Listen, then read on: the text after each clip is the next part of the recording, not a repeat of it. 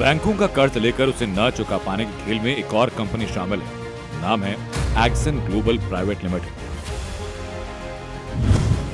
Action global ने कई बैंकों के समूह से हजारों करोड़ रुपए लोन लिया। एक्सन ग्लोबल वो लोन चुका पाने में नाकाम रही और बाद में लोन एनपीए हो गया, यानी बट्टा खाते में चला गया।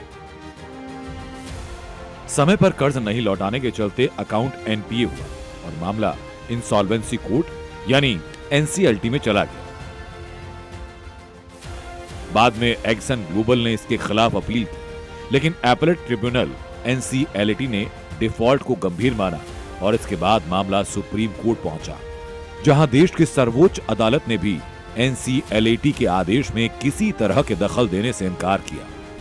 कोर्ट और एपेलेट ट्रिब्यूनल से होते हुए बैंकों का ये कर्ज बाद में सरकारी asset reconstruction company national asset reconstruction company limited यानी NARCL को ट्रांसफर हो गया। NARCL एक तरह से फंसे हुए लोन की रिकवरी का प्लेटफॉर्म है, जहां बैंकों के फंसे हुए बड़े लोन के लिए रेजोल्यूशन प्लान लाए जाते हैं।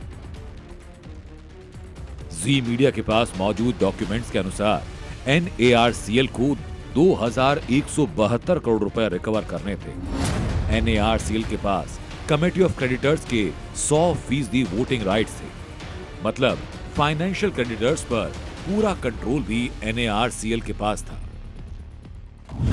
बावजूद इसके सरकारी ARC कंपनी NARCL ने सिर्फ 579 करोड़ रुपए में डिफॉल्टर एक्सन ग्लोबल को ही लोन सेटलमेंट कर दिया। मतलब आसान भाषा में कहें तो एक्सन ग्लोबल ने 2172 करोड़ रुपए का लोन लिया और सिर्फ 589 करोड़ चुकाकर पाक साफ हो गया और इस तरह से सरकारी कंपनी ने पब्लिक मनी के 1600 करोड़ रुपए का नुकसान करवा दिया। अब सवाल ये कि NARCL ने पब्लिक के पैसों का नुकसान करने के लिए नियमों की अनदेखी क्यों की?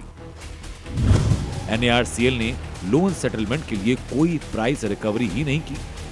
अगर नार्सेल प्राइस डिस्कवरी करती यानी लोन सेटलमेंट के लिए बिडिंग करवाती तो हो सकता है कि 579 करोड़ रुपए की जगह कोई बिडर 1000 करोड़ या 1500 करोड़ रुपए की बोली लगाता, लेकिन एक सरकारी कंपनी ने किसी को भी बोली लगाने का मौका ही नहीं दिया। अब यहीं से सवाल खड़ा होता है कि क्या NARCL की दिवालिया कंपनी से कोई साठगांठ थी? क्या इसी साठगांठ के चलते किसी भी तरह की बैड लोन की रिकवरी के लिए बिडिंग नहीं करवाई गई?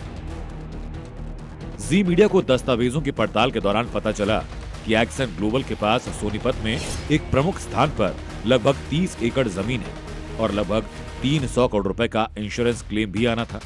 ये चीजें भी बिडिंग की वैल्यू को और बढ़ा देती और बोली 579 करोड़ रुपए से कहीं ज्यादा की लगती। लेकिन NARCL ने लोन सेटलमेंट करते वक्त इन जानकारियों की पुष्टि तक नहीं की। अभी तक आरोप लगते थे कि प्राइवेट एसेट रिकंस्ट्रक्शन कंपनियां ही लोन सेटलमेंट के मामले में धांधली करती है और इसीलिए सरकारी कंपनी नार्सेल का गठन 3 साल पहले हुआ था। लेकिन इस बार सरकारी एसेट रिकंस्ट्रक्शन कंपनी यानी नार्सेल ही सवालों के घेरे में है। नार्सेल के लोन सेटलमेंट का एक और बड़ा खुलासा बहुत जल्द करेंगे। परिवेश वात्सयन, स्पेशल इन्वेस्टिगेटिव टीम, जी मीडिया।